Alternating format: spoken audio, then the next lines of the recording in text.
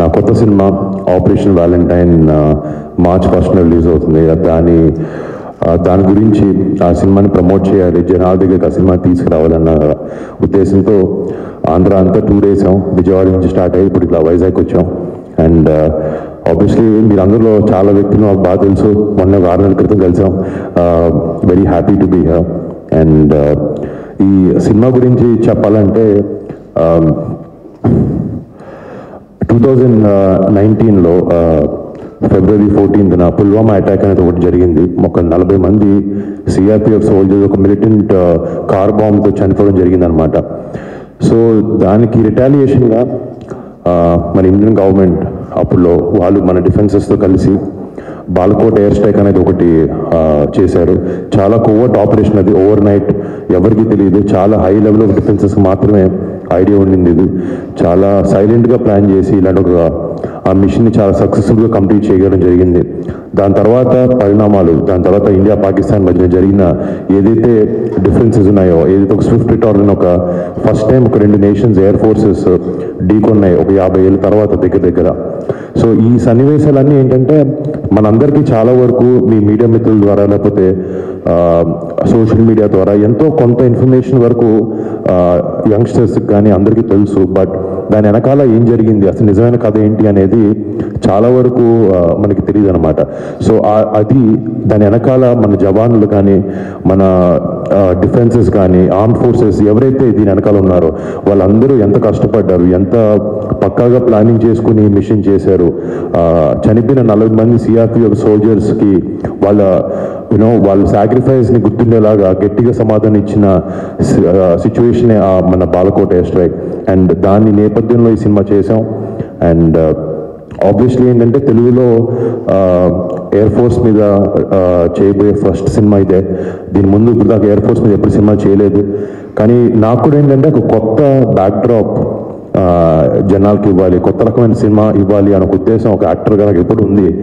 కానీ కొన్నిసార్లు ఇలా నిజం కథలు, మన దేశంలో జరిగే కథలు, మన జవాన్లు చేసే సాక్రిఫైస్, వాళ్ళు చేసే గొప్ప గొప్ప విన్యాసాల గురించి ఎన్నో వందలాది హండ్రెడ్స్ ఆఫ్ సిచ్యువేషన్స్లో ఇన్సిడెంట్స్లో ఇలాంటివి ఉన్నాయి. కానీ అట్లీస్ట్ ఈ మధ్యన జరిగింది ఒకటి జనాల దగ్గరికి నిజంగా దాని వెనకాల ఎంత కష్టం, ఎంత సాక్రిఫైస్ ఉందనేది జనాలకి తెలియాలి, ఆడియన్స్కి తెలియాలన్న ఉద్దేశంతో ఈ ఆపరేషన్ వ్యాలంటైన్ అన్న సినిమాని మేము చేయడం జరిగింది. అండ్ ఇది మేము హిందీ తెలుగు 2 భాషల్లో షూట్ చేసాం.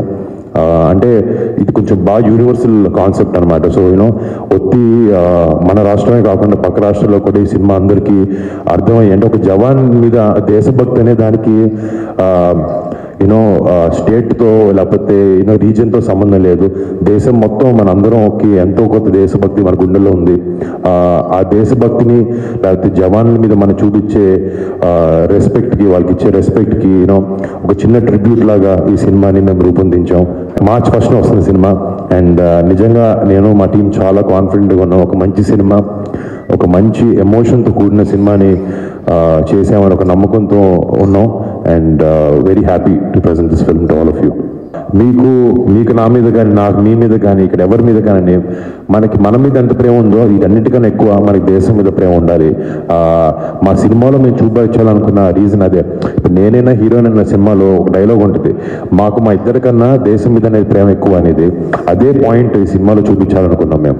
అంటే యంగ్స్టర్స్కి కూడా రేపు పొద్దున అందరికీ ఉందండి, ఇలాంటి సినిమా ద్వారా ఒక పాజిటివ్ ఇంపాక్ట్ తీసుకురావాలి. చిన్నపిల్లలు చూసినప్పుడు అరే దీని మీద మనం నుంచి ఉంటుంది, వీళ్ళు చేసే సాక్రిఫైసెస్ మీదే మనం ఇంత హాయిగా ఉండగలుగుతున్నాం అన్న ఒక సందేశం వాళ్ళకి ఎట్లయినా తెలియాలి అనే ఉద్దేశంతో చేసాం. సినిమా స్టార్ట్ నుంచి మొన్న రేపు రిలీజ్ అయ్యే వరకు ఇండియన్ ఎయిర్ ఫోర్స్ సపోర్ట్ మాకు ఉండింది. ఇన్ఫ్యాక్ట్ ఒక 2-2 ఐఏఎఫ్ పర్సనల్ని రోజు మా సెట్లోనే ఉన్నారనమాట.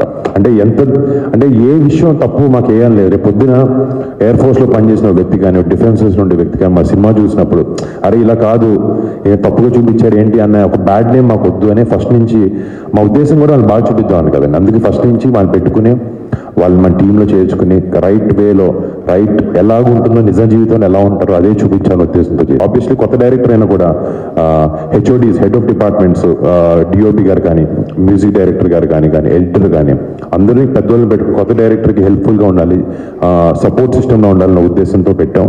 అండ్ ఆబ్వియస్లీ కథ విన్నప్పుడు కాన్ఫిడెన్స్ ఎంత ఉందో చేసేటప్పుడు అది డెఫినెట్గా పెరిగింది. అండ్ ఫైనల్ ప్రోడక్ట్ చూస్తున్నప్పుడు కూడా మేము అనుకున్నట్టు వచ్చిందని అనుకుంటున్నాం సినిమాలో మేము. And very confident of it.